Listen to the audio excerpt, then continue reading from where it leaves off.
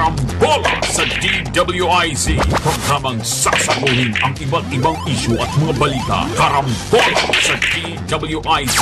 Tatalakayin, hihimayin at pagtatalunan ang iba't ibang mga isyu. Karambola sa DWIZ. Programang pwede kang mag-unsa, pero for now, pwede ka rin mas-crash. At ngayon, narito na ang inyong mga karambulista at ang programang Karambola sa DWIZ.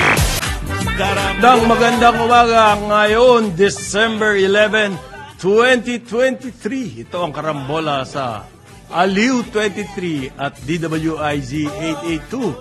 Kasama natin si Joel Laksamana, ako si Conrad Banal, at si paring Jonathan, maya-maya yan. Si Atty. Trixie Cruz Angeles! Ay! Ako po, ang traffic. Ang traffic! May mga, hindi kasi pare, may mga sinasarang, Ano ang mga nangyayari ngayon? may sinasarang mga kalsada eh. Oo, Yun ang napansin hindi ko rin ko, yun. ang hindi ko maintindihan, may karapatan ba kahit sino na lamang magsara-sara ng mga kalsada, no? Ibale, mamaya natin pag-usapan yan. Meantime, mapapanood at mapapakinggan ang Karambola sa aming website, www.dwiz882am.com. I-download ang DWIZ app, pang iOS at pang Android yan. Ha? Live tayo sa Facebook at sa YouTube. Like, share, follow, subscribe, and comment. Comment. Ang comment po pwede sa aming text line 0999-376-6768. Sa susunod nga, i-flash natin yan sa screen. Yung ating text line na yan, 0999-376-6768. Live din po tayo sa aming Digital Free TV, Aliw 23. Channel 72 sa Sky. Channel 24 sa Signal. Channel 27 sa TV Plus at Channel 25 sa GMA Affordables. Okay, good morning, Parang Joel. Magandang umaga. Lahat. Wala tayong gustong batiin ngayon. Wala Hindi tayo ba? nang babati.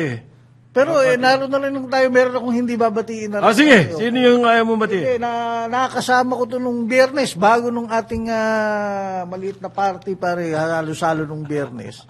Nakilala ko pare, mga isang pamilya silang mga konsihal sa Antipolo. Konsihal, ha? Oo, pare, taga-subaybay nila natin. Sila masugid ng mga taga-subaybay. Pare. Ayan. Isa, brad ko sa Regional Taekwondo Black Belt Brotherhood sa Antipolo, si ex-konsihal, si Pawi Tapales. Pero ang kanyang misis ngayon, ang humalili naman sa kanya, si Angelo Tapales, City Councilor ng 2nd District of Antipolo. Hindi dating former ex yan. Hindi, pare. Talagang sila ay close na close. Hindi sila Kasi katnyel. dating former ex. Iba yun, iba yun. Iba yun, ang dami na nun eh. Saka- Happy birthday naman kay Mark Justin Pantalyon. Anak pala to ni Huwag natin batiin yan. At baka Huwag natin batiin ang happy magpapansin birthday. dyan. Oo. Mark Justin Pantalyon. Anak ni Hiyas. Ay, Hiyas ha. Ganun. Ha? Naamoy ko na yung pansit. Pansit. Okay. Pansit yan, yung maraming sahog. Okay, maraming sahog. Habang busy po ang ating mga magigiting na politiko, pinag-uusapan niyang nangyari sa South China Sea. Diyos ko. Kung tawagin natin West Philippine Sea, nagbombahan daw ng water cannon. Water cannon. Nasira yung isang Philippine vessel. Alam mo, totoo Eh, yan. ngayon, Pag binomba mo ng high pressure bomba, subukan mo bombahin yung makina mo, pare. O kaya, masisira yan. talaga. Pare. Oo. Kasi, siyempre, pressure eh. Pressure. Oo. Nagsasalita si Migsibiri na pauwi na raw yung ambassador ng China. Mga ganon, no? Pauwi na. Marami. At Mamaya pag-usapan natin yan. matindi ang ramifications, so significance, so nagpapauwi ka ng ambassador. Saan galing ba yung information? Sa isang American company. Ganon. Sino naman yung... Pero meantime, habang yan po, ay yan ang pinagkakaabalahan ng ating mga magigiting na politiko. Tuloy-tuloy pa rin ang inflation dito. Right. Okay. Yung mas malapit-lapit sa sikmura ng tao, bro. Ayan. At minomonitor daw po ng NEDA ang inflation, ang inflation. At ang kanilang mga measure ay tungkol sa logistics. Yun daw tatanggalin yung toll sa mga sasakyan na nagdadala ng pagkain, na nagdi-deliver ng pagkain. Diyan po ang measure. Hindi doon sa pagkain mismo, kundi yung sa mga good morning, my partner. At napakaganda po ng kanyang suot. Eksaktamente na naman po. Eksaktamente. Body hugging. Ay, gano'n. Stockings ba yan? Tights. Tights na itim at tunay na sapatos na nubak. Nubak yung makintab eh. Okay. Black pencil cut skirt at puti po na raffle na polo. Yan. Yun. Hindi ka naririnig? Wala ba? Hindi ba naririnig? Yan, naririnig na? Okay na? Okay na yan. Panalo. Maangal po si Bener eh. Okay. Napatayo tuloy. Okay. Kasi meron hong Executive Order number 41. Ang sabi ng NEDA, yan yung pass-through exemption. Yung mga sasakyan na nagdi-deliver ng pagkain under this executive order, hindi pwedeng harang-harangin ng mga LGU at singilin-singilin. So, exempted din daw yan sa toll fee increase. Hindi exempted sa toll. Doon lang sa increase. Paano mo malalaman na exempted ka? Puro mga request pa lang ho yan. At yan ay mga binabantayan pa daw ng NEDA. Habang nagbabantay kayo, NEDA, sa mga moves na yan, kami po rito, nakakaranas na ng hirap dyan sa baba. Okay? Maganda, no? Monitor sila na monitor. Tayo naman, Hirap ng hirap. pigati na pigati sa pagtaas ng presyo ng Ano ba bilhin. yung accomplishment report?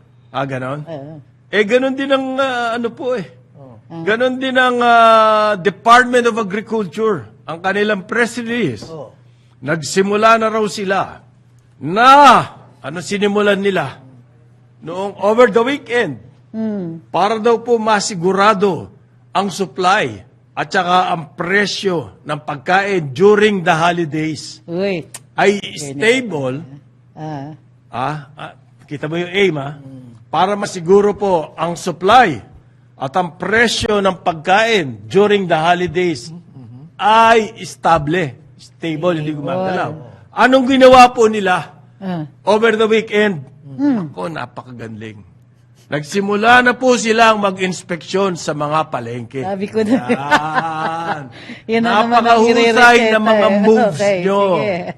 Department of Agriculture, sinimulan na mag-inspection. Pag nag-inspection ka ba ng palengke, bumababa ang presyo? Hindi, pero maganda press release mo niyan. Di ba? Lalabas mo niyan sa pahayagan. Kapag ba pinag-aaralan nyo na yung logistics, NEDA, kayo, dyan, yan ang measure nyo eh. Pag-aralan ang pag-deliver ng pagkain, bumaba na yung presyo dito sa amin, dito sa baba. Hindi po. First round pa lang daw po yan, random inspection ng palengke sa Metro Manila. Sinimulan daw po nila sa Quezon City. Para daw pong masiguro na merong karne, manok, gulay at isda. Anong ginawa nila? Nag-inspection po sa Mega Q-Mart at sa Kamuning Public Market. Yan yung Sa NEPA, hihimas-himas ka naman. NEPA. NEPA ba yan? Mega Q-Mart. NEPA Baka bago na. Bago na. Bago na Q-Mart. Pero yung mga hihimas-himas ka ng mga itlog. Yan.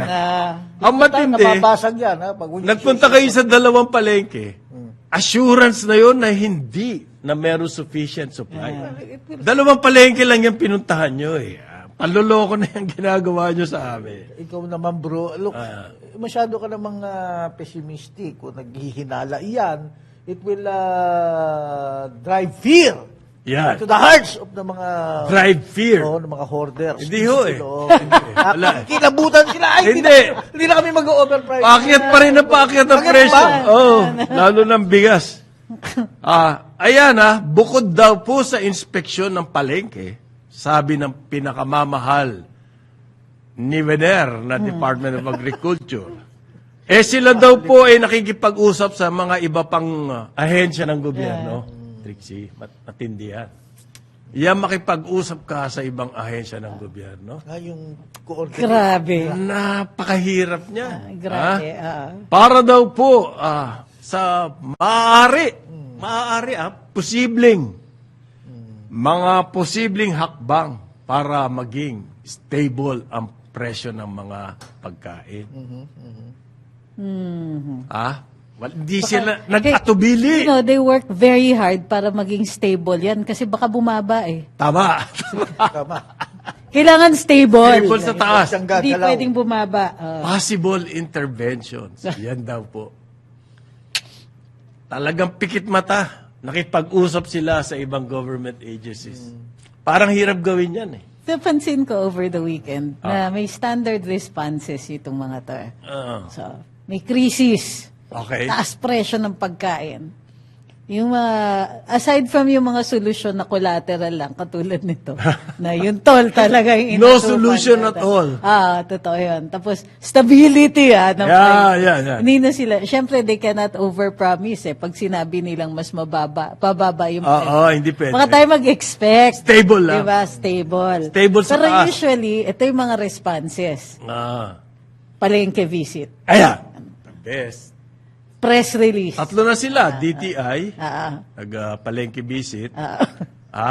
Yang sa Divisoria. yan, mga raid-raidan. Yan. Si Speaker Martin Romualdez. Ayan. Farmers naman yun. Ay, yan. Yan ang sosyal. Yan ang mga palengke ng mga sosyal. Okay. At ito naman, DA, sa NEPA Cubart. May pangatlo Kamuning. sila. Ano yung pangatlong measure? Ayuda.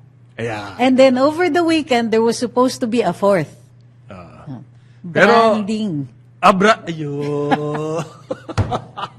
More on that later. Tapusin na natin. Ang matindi po rito, Ah. dito sa pagbisita sa palengke ng Department of Agriculture, may kasama silang taga DTI, Fair Trade Enforcement Bureau. Ayan, patay na kayo. Mga kayo ng DTI. Ng Enforcement Bureau. Bukod Kasi, daw doon.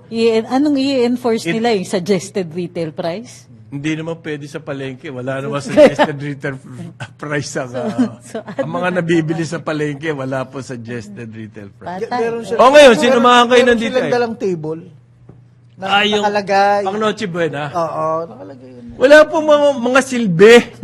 Yung mga pinagagawa Yung mga biniresetan Yung sa mga atin, intensified coordination with the National Price Coordinating Council. Para daw po masiguro na ang mga local producers ang binibilhan. Patay. Patay tayo rito. Yan. Ang sabi po ng dating DA Secretary, Leonardo Montemayor, ang nakikita daw po nila, ang presyo ng bigas, ang pinakamababa, ay 52 per kilo. Ang lowest daw po na nakikita nila, 52 per kilo. Bakit nila nasabi yan? Ang farm gate price po ng palay ay umaabot na raw sa 30 pesos per kilo. So, pag 2 times daw po yan, pag kinonvert nyo yan sa bigas, with all the added costs, no? Ng milling, transportation, logistics, okay? Nagdodoble daw po yan. Umaabot ng 60 yan. Kapag ang presyo ay 30. Okay? Ngayon, tinatanong niya ang Department of Agriculture kung totoo nga ba na meron tayo supisyenteng bigas hanggang Marso. Dahil ang kinatatakot po rito ay ang El Nino. In other words, sinasabi ng FFF, Federation of Free Farmers, hindi sila nakakasiguro, hindi sila kumbaga sa palataya. Doon sa pronunciation ng Department of Agriculture na meron sapat na bigas hanggang March. Okay? Okay. Kailangan pong gumawa na ng aksyon ngayon kung magkakaroon nga ba o hindi na shortage. In the first quarter, bigas po ang pinag-uusapan dito. It's a very sensitive political commodity. Yeah. Okay? Hindi raw po sila nakasisiguro na accurate ang figure ng PSA, Philippine Statistics Authority. Ngayon, sabi niya po, kailangan masiguro yung statistics na yan to avoid any untoward. Ibig sabihin nyo, unexpected. Tukol po dyan sa bigas. Okay. Very sensitive po yan. Okay? So, ang sinasabi po ngayon, mga 500 metric tons daw po, darating by March. Baka, is that timely? Is that? Harvest. Yan na nga problema eh. Yun yung harvest eh. Para daw po bumagsak ang presyo ng bigas. Darating pa ng Marso. Ngayon mataas na eh. Kaya nga eh. Kung kailan bumababa ang presyo ng bigas, doon pa darating yung imports. Ang pinag-uusapan po ngayon, kailangan daw magaling ang Bureau of Customs, green lanes, para pagdating ng bigas, tuloy-tuloy. Okay, yan timing po ang importante dyan. Yung timing ng importation ng bigas, timing sa harvest, okay, na timing din na hindi naman masasagad yung ating supply. Yan ang...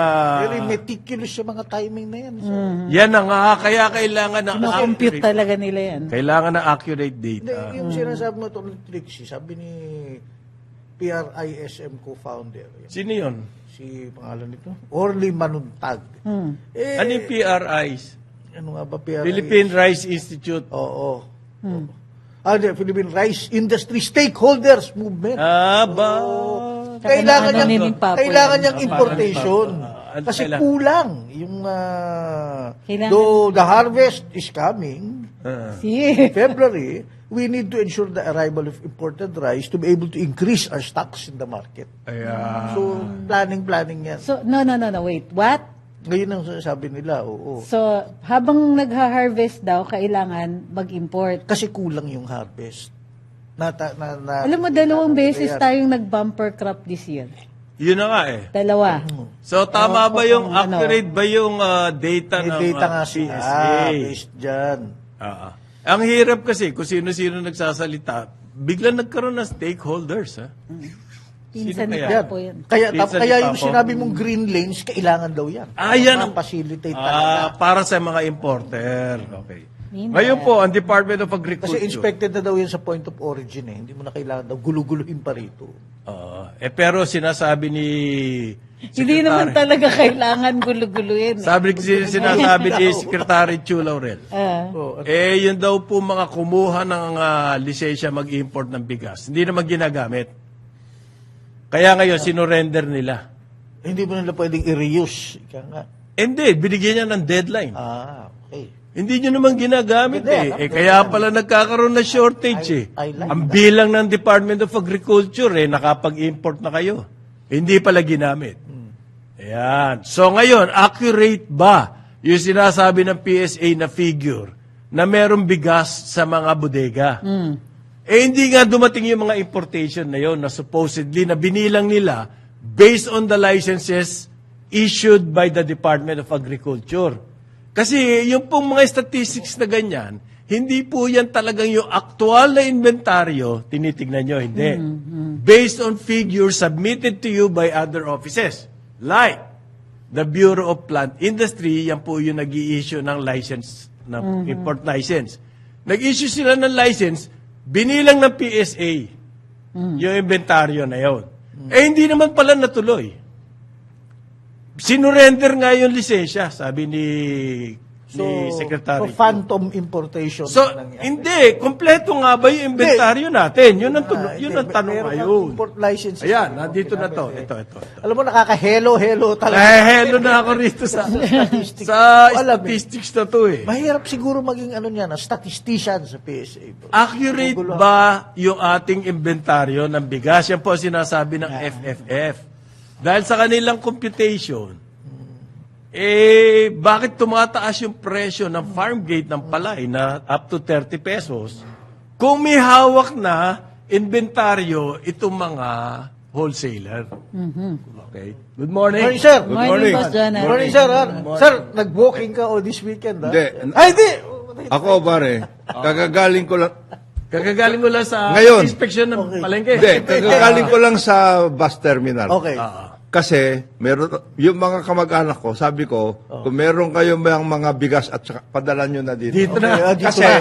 hindi, bigas, bagnet, at saka, baka biglang tumaas. Gulay. Baka biglang tumaas. Ang mga presyo. Okay. Totoo. Dalhin nyo na. Saan dadalhin? Dalhin nyo sa akin na. Kasi, yun ang aking... Hoarding yan, ha? Hindi, pamimigay ko sa staff eh. Ah, Oo, para lang, yun Kailangan yung na. aking gift. Tama ka dyan sa move mo. Kasi revealing yung sinasabi Oo. ni Leonie Montemayor na ang presyo po ng palay nasa 30 pesos per kilo ng palay. Farm gate. Bakit nangyayari yan? Ang teorya ko, walang hawak itong mga wholesaler. Kaya napipilitan sila bumili na mataas. O kaya, may hawak sila, pero Gusto itago. tago. Nagtatago. Tapos, mayroon hawak yung mga farmers, etc. dyan. Sa Mindanao, o kaya some other, Iloilo, ganon, yung mga talagang producing areas, pero hindi nila dinadala dito, o kaya nagkakagulo sa pagdating sa paraan kung paano padala. Ayan. Ito po, tinanggal na raw yung ban ng importation ng manok and other poultry products from the Netherlands and Ireland. Na-lift na po yung ban. Ay, Ayan. kawawa na naman ang ubra nito. Bakit naman? Sasabihan na naman sila na Yung ubra po mag-export na lang sinasabi ni tayo, Trixie, yan yung United Broiler Broiler Racers Association. Pareho ano yan, dalawang yan. Obra, United Broilers Association. Batangas to. Sina sina Atty. Bong. Insyo. Bong Ano yan? Bong Balisong dala niyan. Yung Balisong. Hindi gulok. Hindi, igulok sa Pampanga yun. Pampanga. Kay ano yan? Paring Marlen. Kay Paring Marlen yun. Paring Marlen. Ito, mga balisong. Balisong to. 29. 29 to. Pero mahahaba yun. Oo.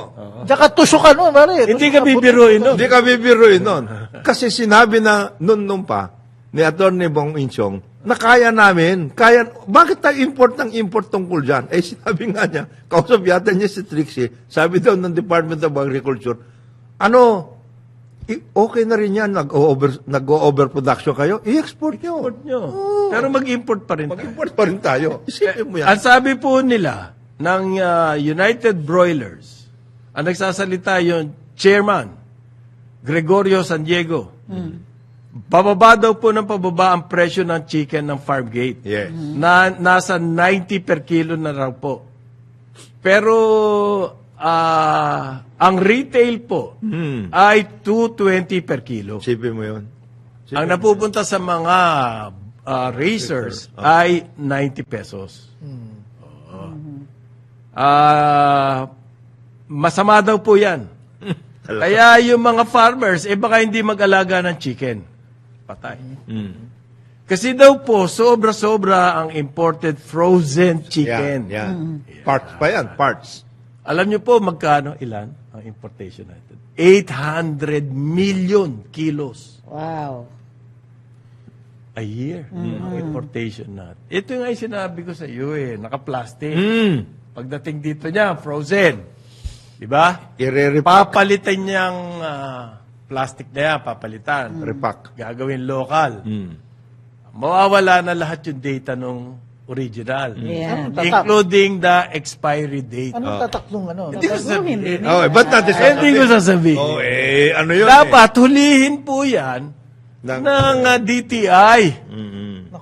Wala sa palengke. Sa palengke kayo nag-i-inspeksyon. Wala sa palengke. Wag sa palengke. Yan. Doon kayo sa mga cold storage. More on this later. Pagbalik ng Karambola, oras natin 8:31 ng maga. Balikan natin ang ating mga karambulista at ang programa Karambol sa DWIZ. Nagbabalik ng Karambola, kasama pa rin sa Impilan, Conrad Banal, Jonathan De La Cruz, Joel Laksamana. Ako po si Trixie Cruz Angeles. Yan. Ako, ang daming kamatis, oh. Yan, dinadump ang kamatis. Ano ibig sabihin ng dump? Dump. Well, hindi na nila binibenta. Oo. Binabaon sa lupa, iniiwan na lang tinatapon sa, na ano, lang. Okay, tinatapon iwan sa kalye. lang. Yun. Diyan daw po sa Ifugao, Benguet at Nueva Vizcaya. Kumbaga, part yan ng CAR, Car. Cordillera Administrative Region. Nagtatapon po sila ng kamatis. Hindi na bibili. At tumihingi sila ng emergency meeting kasama ng Nueva Vizcaya Agricultural Terminal. Dahil daw po, ang peak ng harvest ay sa Pebrero pa. Hindi pa peak ito. Nagtatapon na ng kamatis. Kasi ang dami. Kasi po ang dami at walang walang bumibili. Okay? So, ang plano daw po, kapag nangyari yan, anong pwede natin gawin, parin Jonathan? Anong po pwedeng gawin dyan? Well, dun sa, for those of us, merong rural rising sa Facebook. Ano yun? It's an NGO, NGO. na tumutulong sila sa mga magsasaka, nagre-rescue buy sila. Okay. Ibig sabihin, yung mga ganon, hindi mabenta ng mga magsasaka, bibili nila tapos i-resell sa atin at a small markup lang. So that they can continue doing Rural Rural Rising, Rising Philippines. PH, Okay.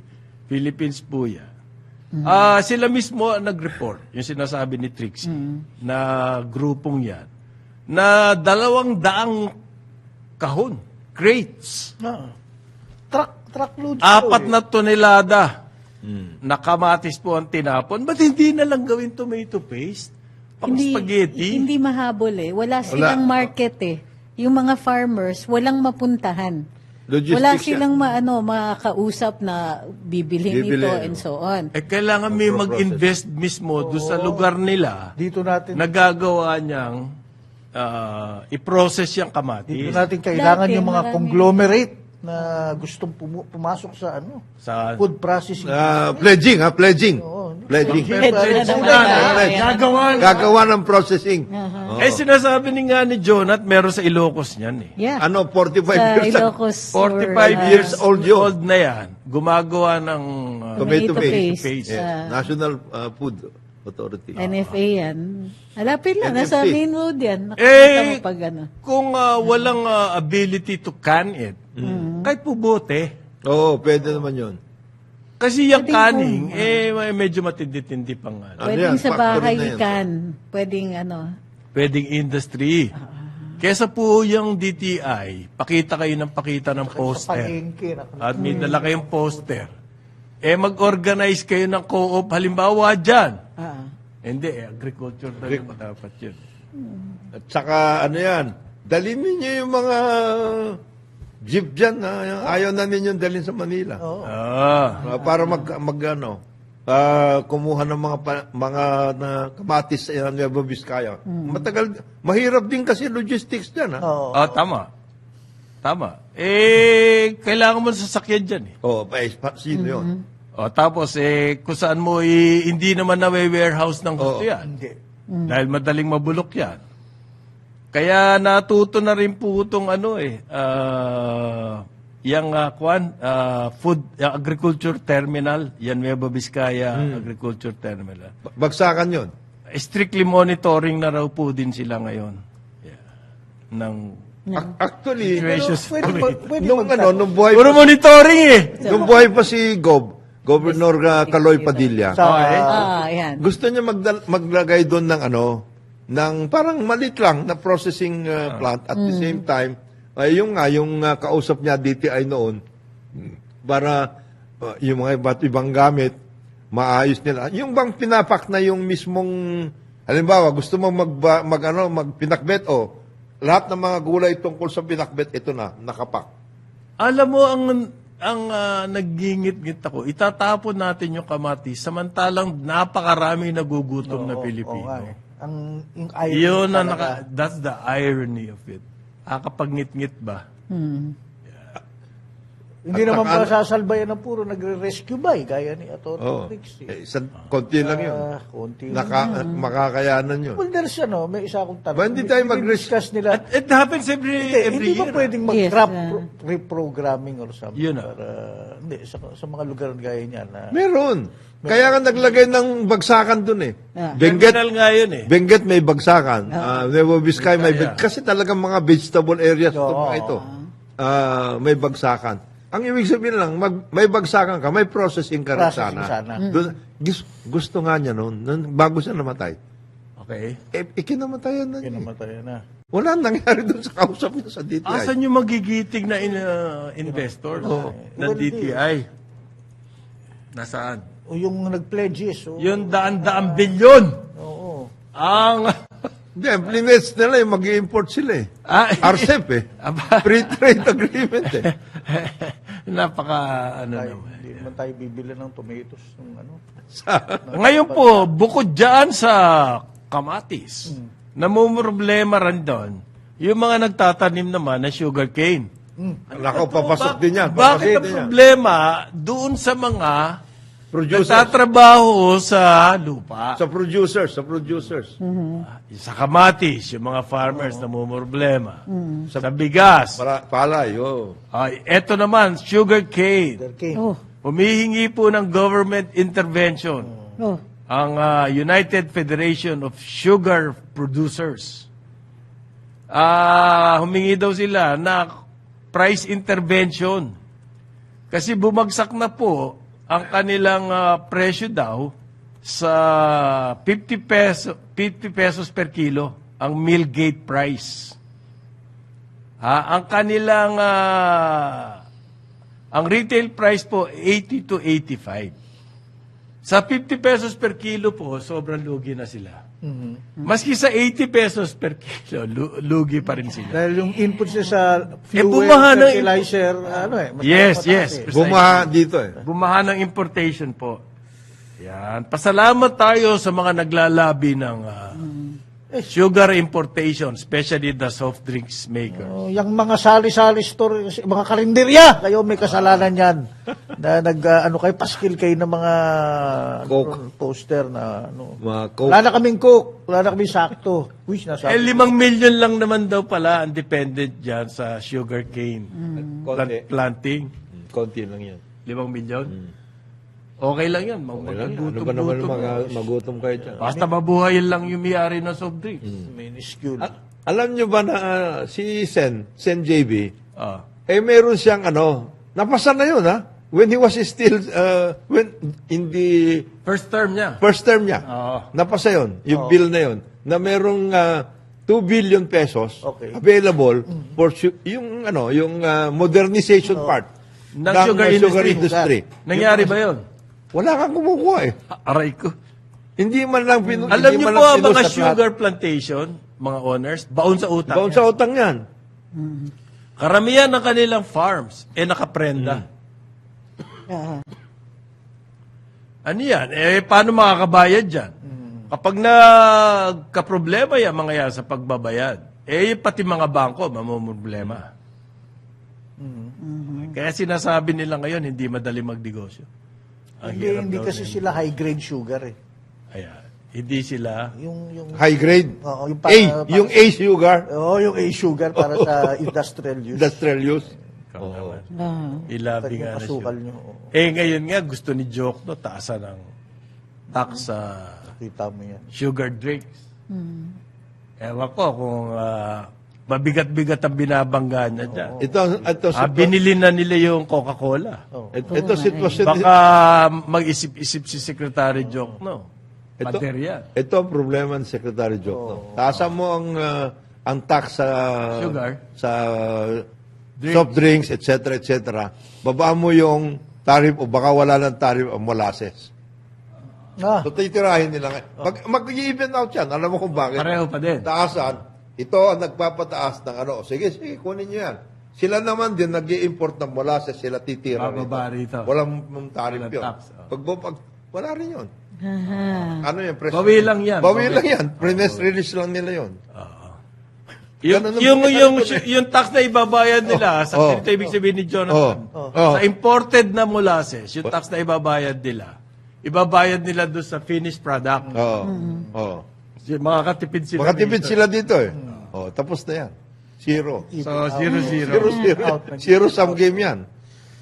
So, kailangan daw po mag-intervene ang government. Kundi mamamatay itong mga... baka yan talaga ang aim. Oo. Walain na lang Na yan. mawala na yung sugar industry dito sa Pilipinas. Ano magandang sugar lands kasi it's flat all the way. As far as the eye can see. Flat yun. Perfect For for real estate. development. Township Ay, at ano. Township. Townships, more. Pero alam mo na, yung 5 million dependents na sinasabi mo, okay, 5 million. Multiply mo yan. Kaya tapos yung pinag-uusapan natin yung Multiplier effect. yung education, mga bata, yung lahat. Hapon lahat yan. Walang pinag-iba yan Yung sa mga walang coconut hanap industry. buhay. Ito yung mga Walang basic buhay. industries Oo, natin eh. Walang hanap po. Na agree. Walang pinag-iba sa coconut industry. Nagtataka nga ako. Kung ganyan na nangyayari sa agriculture, maraming problema. Yan ang pinakamaraming mag-employ. Nag-employ. Bakit ang ating unemployment? 4.2? Oo. Lowest in 18 years. Again, yung statistics natin. Nakakapagtaka po yun Alam mo, ang full employment by definition, if you have 3% Ayos ka na. unemployment Ayos na rate, ayos ka. that's already full employment. Wow. So, tayo, Ramdam niyo ba? 4.2 unemployment. Wow. Teka muna. Hindi kasi, Sobra-sobrang trabaho dito sa Pilipinas. hindi, kasi halimbawa, Ano bang sa bahay, definition? Oo. sa bahay, may tatlo kang kasama o katulong. Ganun. Ah. Lahat yun employed yun. Oo. Hindi underemployed. Lahat yun employed. Sa bukid, yung anak mo, sinama mo sa Tumulong. tumulong. Ganun din yun. So, Kasama sa employed pero yun. mabalik ako, what they are requesting, itong sugar planters, is intervention. Oo. Presidente at ni Secretary. Hindi subsidy, Hindi sa- What kind of intervention? Hindi ayuda. Hindi, Ayusin nila yung mga sugar mills.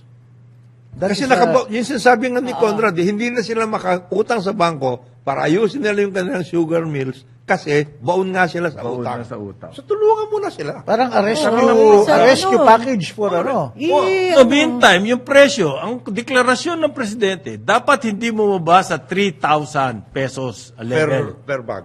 Ang sugar. Price control. Nasa Yan 2 plus ngayon eh. Ano? Talaga lugi ang mga Three. Ibig sabihin, meron Three. din price manipulation pagdating sa sugar. Exactly. But to the disadvantage of the sugar Sugar planters. planters. Oo. Sila lugi. Ganito, pwede, kung kaya ninyong ayusin mga airport muna Ay! bago nyo turn over Ay! para sa O&M. Maganda yan. Bakit hindi nyo gawin yan sa sugar industry? Correct. Kayo naman Halimbawa, po, kayo na magpaayos ng sugar mill. yan ba sugar industry pwede i-privatize? O&M. Ang airport po pwede i-privatize. O&M U&M. Para Operation and maintenance na lang kayo, sugar planters, mag-ano kayo, at the same time, itong mill ninyo, kami na muna may-ari, we will take that. Kami magpapad ng pag-ayos ng sugar mill, kayo mag-ooperate o kami mag-ooperate, mayroon tayong sharing. Bakit hindi nila pwedeng gawin yun? Talking of... Nakamasikip akong Mercana. Bibigyan mo ako ng proposal na ganyan. Ela. Tingnan lang yan sa PowerPoint, sa Gantt chart, malabo ang return. Malabo. Investment. Malabo Yan, return bro. on? Oo, malabo. Sabi po nito, trabaho kanina pinag-uusapan natin. Sabi nitong a certain Larry Gadon. Okay. A certain, A certain Secretary Larry Gadon. Gadon. Anti-poverty Familiar yung alleviation. pangalan. Parang ay, ano. mukhang nakakaintindi. Kilala ba natin yan? Itring sa bell eh. Mukhang nakakaintindi ito. Anti-poverty alleviation po ang kanyang ano. Trabaho daw equals solution to poverty.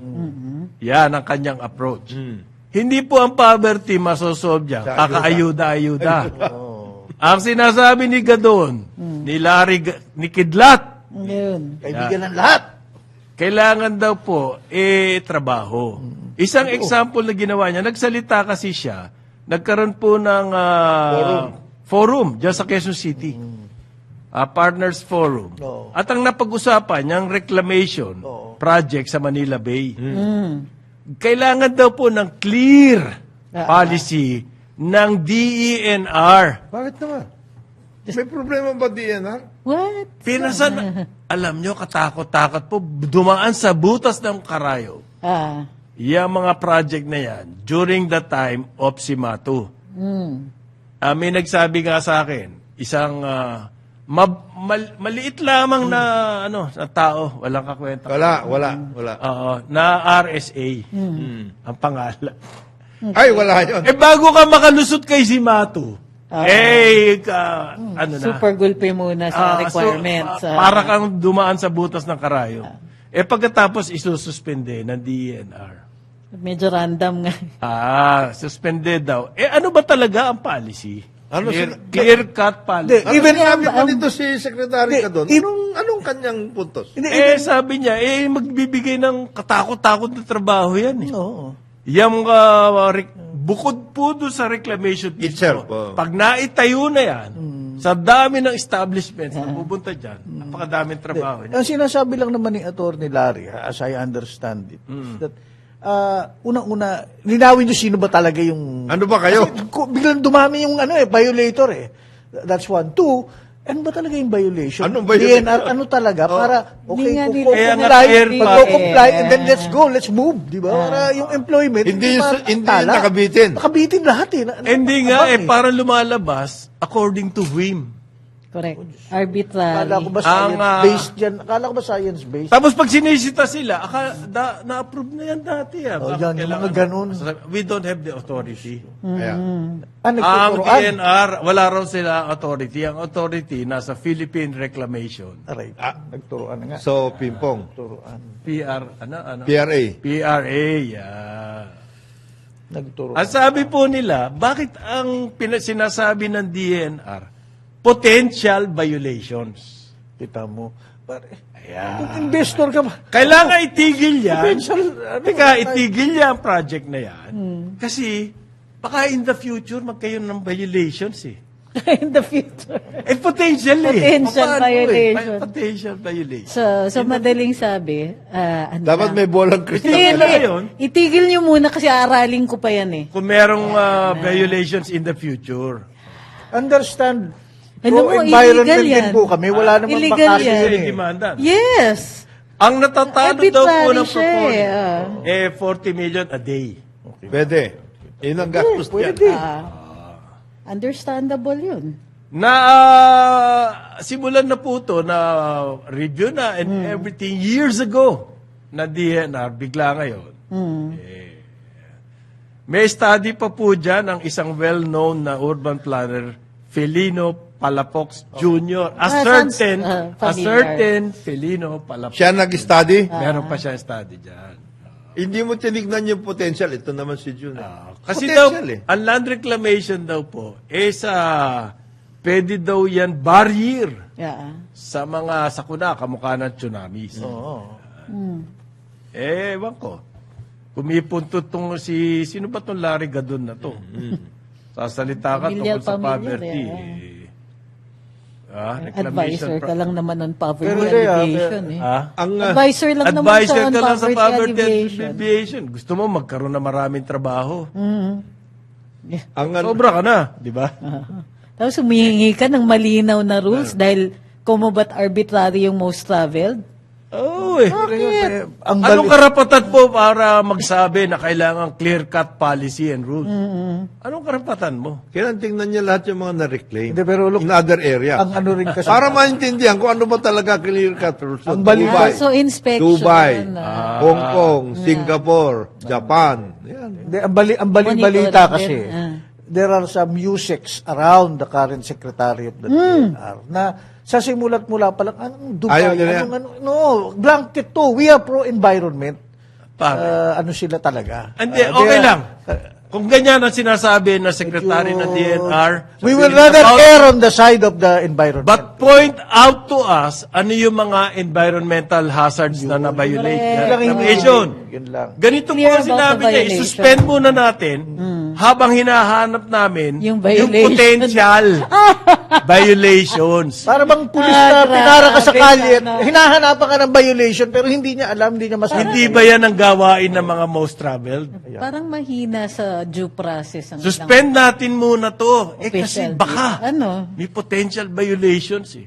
Ma'am- Maghanap kayo ng violations at saka nyo i-suspend. Ganun dapat, di ba? Correct. Well, Hindi yung suspend, tapos Gumagastos kami ng 40 million pesos a day. Ayun wala nang pakialam kung gumagastos kayo dyan. Babiyahe May ba ako potential- dahil dyan? May potential violations kayo eh. makakatulong ba yan sa aking mga travel? Kahit 40 million pesos a day ang baka siyang nagturo sa kanya ng due process, Kongreso. Eh, yun ang nga baligtad eh. Di ba? Trixie sa batas. May violation, suspend. Hindi yung suspend, tapos maghahanap ka ng violation. Di ba? Potential violation. Potential violation. So malinaw na there's no violation silang nakikita. Kaya naintindihan, Inuhold lang nila yung project. naintindihan ko yung sinasabi No, nito may damage na yan eh. ni Larry Gadon eh. Ah. Kahit ganyan lamang niya si Larry Gadon eh. Naiintindihan ko yung sinasabi niya. 40 million a day? 40 million ang natatalo ng A proposal. day? Tuloy yung nangyari. Nakailang araw na yan. Oo. Hindi, yung kwento nga ni Atty. Larry, merong isang event, nandun sila, mga sekretary, nakita niya katabi niya, may name tag kasi sa mga event na yan eh. Yung Secretary of DNR, magiging katabi niya. May natapos na hindi na niya katabi, tinaguan na siya, hindi na sa iba na umupo. Dahil alam na talagang tatanungin siya, ma'am, ang daming unemployment nangyayari dahil sa Potential violation. Potential violation. Yun lang naman ang gusto siya niya niyang idulog. Nawala daw sa tabi niya, hindi na umupo ron. At saka ngayon, may dalawa na approve. Ayun. Kasi nandun na yun eh. Ano yung policy na yun para Oo. ma-approve? Bakit sila, hindi suspended? Wala na silang potential violation. Wala na silang Wala na. potential. They have answered the potential violation. Ayos ah. Nagkaroon na ng bolang kristal yun. Bakit kayo maghanap pa ng potential violations? Tinignan na namin, wala eh. Yun daw pong mga empleyado ng government-owned control corporations tsaka government financial institutions sumang-ayon dun sa opinion ni Secretary Gadon. Hindi dapat daw po reactive sa mga ganyang issue ng mga project na alam natin marami magkakaroon ng trabaho. Okay, yan po ang sabi nila. Kailangan daw po ang DNR mag-focus, ayan na, yung salita. Focus. Bawat reclamation project, may kanya-kanyang features yan. Diba? Yung mga features na yon, doon po kayo mag-focus. Kung makakatama. Hindi generally, reclamation is banned. Reclamation is suspended generally. May individual features daw po yan, Correct. bawat isa na yan. Doon kayo mag-focus. Wag sa potential violation. Kasi, siguro nakikinig siya dun sa mga strict environmentalists na ayaw talaga ng reclamation. Sabihin Kaya natin lang, yan na policy from the start. Ayaw Correct. namin. Hindi Ayaw nga namin. Nag-approve At kayo saka eh. you cannot do that retroactive. Hindi mo Yes, pwedeng sabihin, yes. bawal ngayon, policy natin is no reclamation, therefore, Eh, lahat may ng nangyayari in-approve na. natin. May Oo. nangyayari na. So, hindi pwedeng ganun dahil walang notice tulad nga ng sinabi ko, parang mahina yata ang appreciation nila ng due process. At saka, kung ayaw ninyo ng reclamation, huwag kayong pumunta sa Cultural Center. Huwag kayong Ayan. pumunta dun sa MOA. Huwag kayong Ayan, pumunta yan. dyan sa mga areas na yan. Sa Cebu. Kahit Rojas Sa Boulevard, SM Cebu. buong Rojas Boulevard ay reclaimed Huwag kayong land. pumunta Doneta, dun sa... huwag kayong pumunta Huwag dyan. kayong pumunta dyan. Lahat ng nasa labas ng Intramuros, Huwag reclaimed kayo land pumunta yan. ng Manila Hotel. Kaya, Most of Rizal Park, reclaimed land. Rizal Grandstand, reclaimed land. Ano ba? ilang bagyo, ilang lindol, etc. Dinaanan ng mga yan. Ang question ko kasi, bakit yun ang mangingiral sa ating policy? yung point of view ng mga, alam mo yung mga environmentalist na yan, pseudo-environmentalist yan. Hindi naman mga Hindi. talaga nakakaintindi Yeah, ng yan yung, environment. De- Sa kanila, meron lang silang, Science-based yan, boss. Boss, Climate oo. change. really? Oo. oo. Tsaka dapat Pare, yan yung COP. COPO. Alam mo sino nangiral dyan? Oo. Merong pavilion na napakalaki. Ang mga oil companies. companies. Paano mo masasabing mga... Please understand. Walang pakundangan sa carbon footprint. pero pare, grabe, ang ganda ng pavilion nila at ang dami na attract na tao. Please understand that. Diyan Manila Bay kasi is the breeding ground for a species na Special. Talagang yan. Hindi nakikita sa ibang bahagi ng mundo yan. Diyan sa Manila. Yung mga species na yan. Na bakterya. Hindi, yung ano yan. Aray, dahan-dahan naman. Sayang yung kape pag nabuga eh. Baka mawala na tayo ng... Certain bacteria. Mutant bacteria yan. Nagbabalik ang Karambola. Ang oras natin, 9 o'clock ng umaga. Karambola sa DWIZ.